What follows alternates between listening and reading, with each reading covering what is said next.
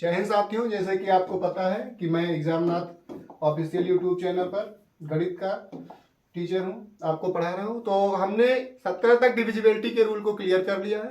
अब 19 का हम पढ़ेंगे, फिर 7, 11, 13 के एक मर्ज का पढ़ लेंगे। बस ये डिविजिबिलिटी का रूल हमारा खत्म हो जाएगा। जो चीजें हैं इससे अफर्ट वो आगे हम करेंगे। ठीक है, स्टार्ट करते हैं।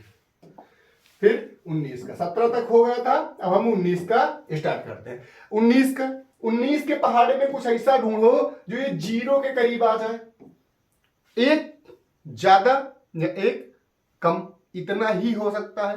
एक या तो ज्यादा हो जाए या तो एक कम हो जाए। तो एक ज्यादा एक कम, तो 19 के पहाड़े में कौन सी संख्या है जो एक ज्यादा एक कम के करीब में आ सकती है। 19 का सीट नंबर हमें निकालना है, तो इसके करीब में आना चाहिए। तो 19 दूना 38, 19 तीन 57, 19 चौक 76, 19 पंचे 95, 19 छक्का 19 छक्का कितना होता है?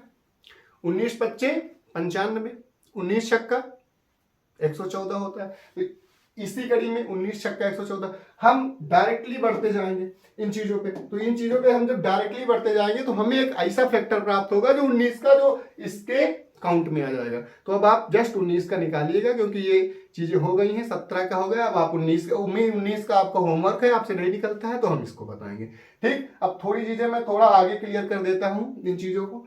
जैसे 7, 11, 13, 7, 11, 13, 7, 11, 13, ये तीनों अभाज्य संख्याएं हैं। और इन तीनों को जब हम आपस में गुणा करते हैं तो ये आता है 1001। तो 7, 11, 13 से जो भी संख्या भाज्य होगी वो 1001 से भाज्य होगी। एक इसका रूल है कि अगर कोई भी चीज A B C in format में लिखी है तो वो संख्या इनसे भाग होगी। लगातार अगर कोई संख्याएं लिखी हैं तो ये संख्या भाग होगी। जैसे मैंने लिखा 3 2 1 3 2 1, अगर वो लगातार 3 अंकों की संख्या वो लगातार सेम रिपीट हुई है तो वो किससे भाग होंगी? 7, 11, 13 से भाग होंगी। तो आप इसे डायरेक्टली याद रखेंगे तो भी कोई भी प्रकार की कोई दिक्कत नहीं है। ठीक है, तो 7, 11, 13 का जब हम गुणा करेंगे तो हमें यही प्राप्त होगा। और अगर कोई संख्या एबीसी के फॉर्मेट में लिखी है, जैसे 3 2 1 3 2 1 दो बार रिपीट है, तो ये संख्या किससे डिविजिबल होगी? 7, 11, 13 मतलब 1001 से डिविजिबल होगी। ठीक, अब इसके थोड़े से पॉइंट हम और समझ लेते हैं। कुछ पॉइंट कौन से हैं जिन्हें हम समझ लेते हैं। जैसे इसमें से पूछी जाती है पावर के रूप में, तो पावर के रूप में कहेंगे भैया अभी तक तो नहीं पूछा गया, नेक्स्ट अभी सीजीएल का एग्जाम हुआ है उसमें पूछा गया, सीएचएसएल में पूछा गया, एनटीपीसी 2021 में जो हुआ था उसमें भी पूछा गया। कैसे क्वेश्चन पूछा गया? a की पावर n माइनस b की पावर n। एक एक चीज क्लियर करूंगा, बस आप इसे लिख रहा हूं उतनी टाइम तक मत घबराना। बात जब एग्जांपल बताऊंगा एक एक चीज क्लियर करूंगा। तो ये किससे भाग होंगी? तो इसका पहला फंडा a की पावर n माइनस b की पावर n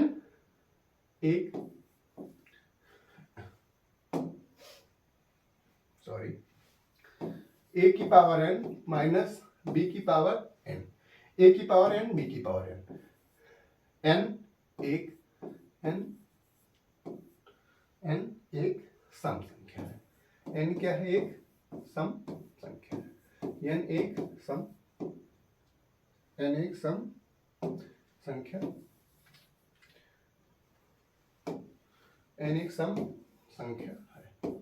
n एक सम संख्या। इससे रिलेटेड जब मैं क्वेश्चन कराऊंगा तब चीजें क्लियर करूंगा। ठीक, तो ये किससे किससे भाग होंगी, लेकिन कब? जब a की पावर n माइनस b की पावर n होगी, तब अगर n एक सम संख्या है तो ये a माइनस b से भी भाग होगी। पहला पॉइंट। दूसरा पॉइंट, ये a प्लस b से भी भाग होगा। और ये तीसरा पॉइंट, a माइनस b और a प्लस b इन दोनों के गुणनखंड से भी ये भाग होगा। क्लियर? जितनी चीजें हैं, कोई भी प्रकार की कोई दिक्कत, अगर कोई भी प्रकार की कोई दिक्कत है तो आप हमसे बता सकते हैं। ठीक है, तो यही चीज याद रखिएगा। पूछी गए हैं इसमें से और भी चीजें, लेकिन वो इतना ज्यादा इंपॉर्टेंट है। मैं केवल उन चीजों को आपको बता रहा हूं जो चीजें लेटेस्ट के एग्जाम में पूछी गई हैं, जो आपके लायक हैं। क्योंकि गणित नंबर सिस्टम अपने आप में एक पूरी किताब है। अगर इसको हम पूरा कंप्लीटली खत्म करने की कोशिश करेंगे तो ये लगभग 2 महीने चलेगा। ठीक, तो जितनी आपकी आवश्यकता है उतना आपको बताया जा रहा है। ठीक है।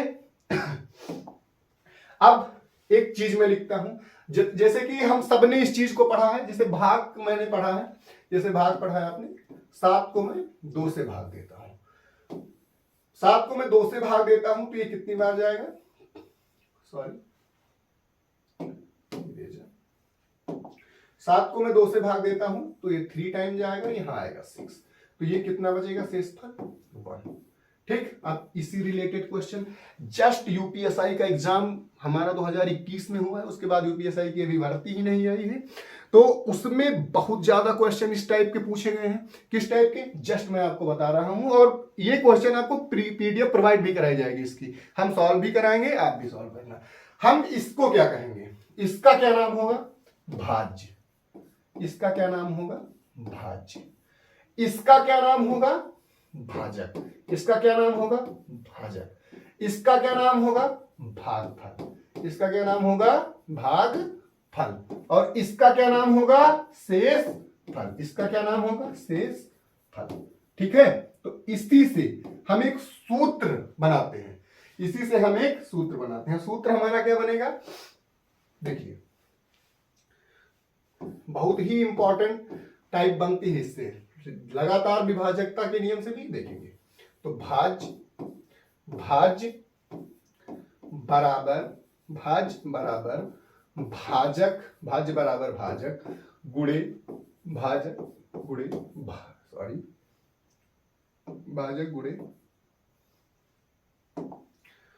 भाजक गुणे भागफल, भाजक गुणे भागफल और प्लस शेष। मैं यहां लिख देता हूं, भाज्य बराबर भाजक गुणे भागफल प्लस शेष। जैसे मैंने लिखा था 7 को मैंने किससे डिवाइड किया था, 2 से, ये 3 टाइम गया था, यहाँ 6 आया था, शेषफल क्या बचा था। मैं इन चीजों को पुट करके देखता हूं क्या ये जो चीजें मैंने लिखी है ये गलत है या सही है। आप किसी चीज को गलत या सही मानने से पहले आप उसे एक बार देखिएगा, ये गलत की सही है। ठीक है, तो मैंने क्या लिखा था, भाज्य क्या है 7, तो यहां पर भाज्य क्या है 7 बराबर हमारा भाजक क्या है 2, तो भागफल क्या है 3 और शेषफल हमारा क्या है 1। 3 दूनी 6 और 1 7। क्या 7 बराबर 7 हो रहा है, क्या ये फार्मूला हमारा प्रूफ है, 110% ये फार्मूला प्रूफ है। ठीक, मैंने इस टाइप को सीखा। तो भाज्य, भाजक और भागफल से रिलेटेड जितनी चीजें थी ये आपको क्लियर करा देंगे। अब बचे इनके प्रीवियस ईयर क्वेश्चन, जैसे ही स्टार्ट होंगे, जैसे ही नेक्स्ट टॉपिक खत्म होगा, धीरे धीरे करके बस प्रीवियस ईयर क्वेश्चन आपको करा दिए जाएंगे और दिखाए भी जाएंगे। ठीक है, अगर किसी को कोई भी प्रकार का कोई डाउट हो तो आप बोल सकता है, किसी भी संख्या को रखो, इसी हिसाब से आप उनको प्रूफ करेंगे। इससे रिलेटेड जितने भी टाइप बनते हैं आपको एक एक टाइप बताया जाएगा। कुछ चीजें हैं जो थ्योरेटिकल पार्ट में क्लियर करना संभव नहीं है, तो उनको हम कैसे संभव करेंगे, क्वेश्चन के माध्यम से। ठीक है, आगे बढ़ रहे हैं। आगे हम एक बहुत ही महत्वपूर्ण टॉपिक लेने जा रहे हैं, इकाई अंक ज्ञात करना। इकाई अंक ज्ञात करना, इकाई अंक, इकाई अंक ज्ञात करना, इकाई अंक ज्ञात करना।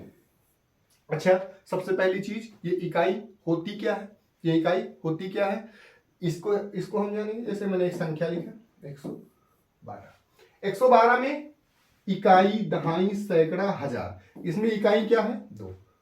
ठीक है, क्लियर हुई चीजें। ठीक,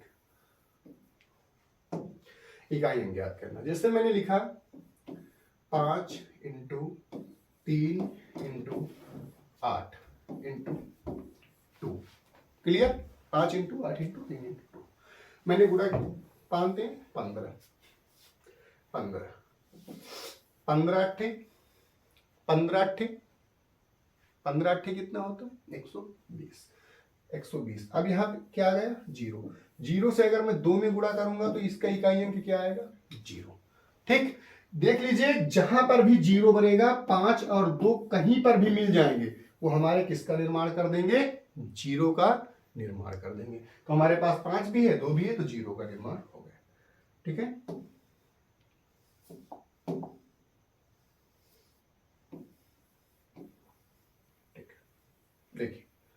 जस्ट मैं आगे बात करता हूं, एक एक पॉइंट इनका क्लियर करूंगा, इनके जितने भी प्रीवियस ईयर पूछे गए क्वेश्चन है उनको भी दिखाऊंगा आपको।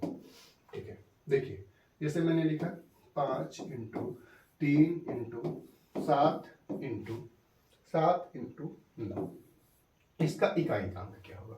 तो 5 3 15, जस्ट पीछे का लेना है, 5 7 35, 5 9 45, तो इसका इकाई का अंक क्या आएगा? 45। मुझे पूरा गुणा करके नहीं देखना है, बस इसी प्रकार देखिए, एक बार फिर से समझिए, 5 3 15, 15 का क्या लेंगे? 5, फिर 5 7 35, फिर 5, फिर 5 9 45, तो इकाई का अंक क्या हो गया? 5।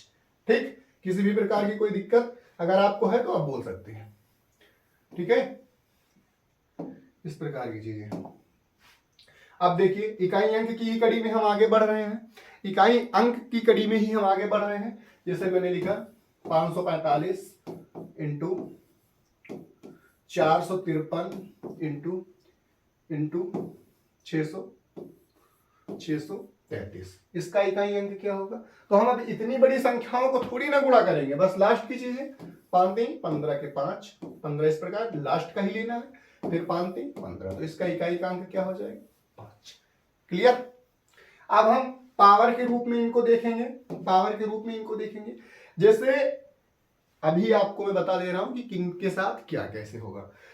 जैसे किसी भी संख्या के इकाई अंक में अगर 1 है, 0 है, 5 है, 6 है, तो इनकी पावर कुछ भी हो, इनका इकाई अंक सेम ही रहेगा। 1 की पावर कुछ भी कर लो, उसका इकाई अंक सेम, 0 की पावर, 5 की पावर, 6 की पावर कुछ भी कर लो आप, उनका इकाई अंक क्या रहेगा?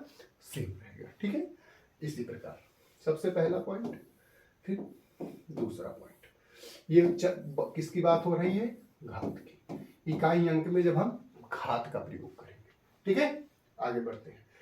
यदि हम बेसिकली बात कर रहे हैं 4 की, तो 4 की घात 4 की घात अगर क्या रहेगी? सम।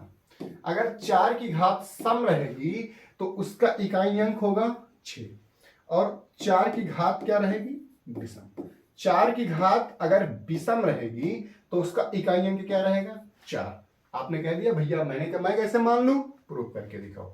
मैंने लिखा 4 की पावर 2, तो 4 का स्क्वायर क्या होता है? 16। पावर का मतलब होता है भैया उनकी उतनी बार गुणा, जैसे 4 की पावर 2 का मतलब है 4 इंटू 4 बराबर कितना? 16। ठीक, क्लियर? तो 4 की पावर अगर ये सम है, क्योंकि सम संख्या के बारे में हम समझ चुके हैं, ये चीजों को समझते हैं, तो ये 6 क्या है? सम है। अगर 4 की घात सम है तो इकाई का अंक 6। अब 4 की घात विषम, जैसे मैंने लिया 4 की घात 3, तो इसको 3 बार गुणा, तो 4 इंटू 4 इंटू 4, 4 चौक 16 चौक 64, ये कितने आया? 64, तो इसका इकाई का अंक क्या हो गया? 4। क्लियर ये दोनों चीजें? अगर किसी को किसी भी पॉइंट में थोड़ा सा भी दिक्कत है कमेंट करेगा, बता दिया जाएगा आपको चीजें। ठीक है, आगे बढ़ते हैं। 9 की बात, 9 की घात पहली चीजें अगर सम है, क्या है? सम है। दूसरी चीजें क्या है? अगर वो क्या है? विषम है। वो क्या है? विषम है, सम। 9 की घात अगर सम है तो उसके इकाई का अंक 1 होगा। 9 की घात यदि विषम है तो उसके इकाई का अंक 9 होगा। आपने कह दिया भैया प्रूफ करके दिखाओ, देखिए कैसे। 9 घात 2 का मतलब है 9 इंटू 9, 9 9 81, 81 9 की पावर सम है तो घात 1 क्या है? आएगी। जैसे मैंने लिखा 9 की घात 3, तो 9 की घात 3 का मतलब 9 इंटू 9 इंटू 9, ये हो गया 729। ठीक है, तो ये पावर सम है तो घात 1, ये पावर विषम है तो घात 9। अगर किसी भी प्रकार की कोई समस्या है तो आप हमें बता सकते हैं। ठीक, आगे बढ़ते। किन किन चीजों के बारे में मैं चर्चा कर चुका? अगर 1 है, 0 है, 5 है, 6 है, तो इनकी पावर सेम रहेगी। और मैंने 4 के बारे में बात कर लिया, 9 के बारे में भी बात कर लिया। अब कौन कौन सी चीजें हमारे पास बची? 2 3 7 8, कि भैया अगर लास्ट में ये संख्याएं हैं और घात आ जाती है तो हम क्या करेंगे? मैं आपको बता रहा हूं कि आपको क्या करना है। जैसे मैंने लिखा 42 की घात 343, ठीक, 42 की घात 343। तो जब कभी भी किसी की भी पावर 2, 3, 7, 8 कहीं पर लिखा हो, उसकी पावर में बात हो, तो उसके लास्ट में 4 का भाग लगा कर देते हैं, जितनी घात बचेगी उतनी इस पर चढ़ा देंगे, फिर लिख देंगे। अच्छा, 4 की विभाजकता का रूल हमने समझा था, क्या समझा था? लास्ट के 2 डिजिट में मैंने 4 का भाग लगाया। अच्छा, लास्ट के 2 डिजिट में अगर हमने 4 का भाग लगाया, तो 43 में मैंने 4 का भाग लगाया, तो ये 10 बार पूरा कट गया, तो ये बचा कितना? 42 की पावर 3, क्योंकि 3 बच गया 43। अब इससे अच्छा 2 की पावर, मैं इकाई के अंक की बात कर रहा हूं, 4 हमारा यहां लॉजिक नहीं, 4 का समझना, मैं इकाई के अंक की बात कर रहा हूं अभी, आप समझ लीजिए अच्छे से, ठीक है। तो 2 की पावर 3 का मतलब क्या होता है? 8।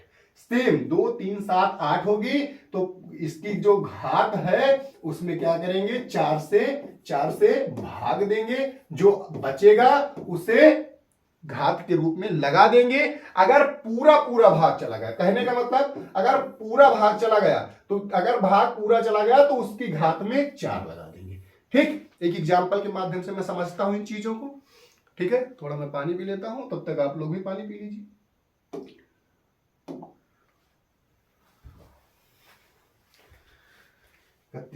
ठीक है, इसको एक हम एग्जांपल के माध्यम से समझते हैं। जैसे मैंने एक क्वेश्चन लिखा,